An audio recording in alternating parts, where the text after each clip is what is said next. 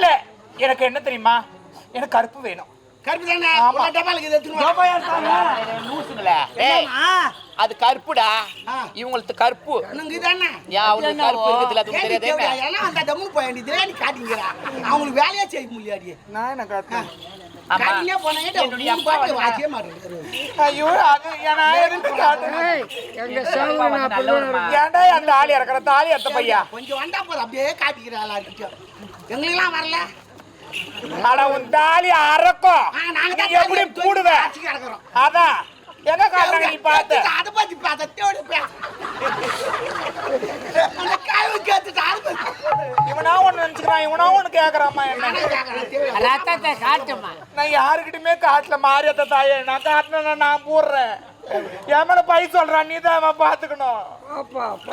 என் மேல பை சொல்றான். நம்மளுக்கு வேற வேலை ஒண்ணு பார்க்கத்தான் வேலை.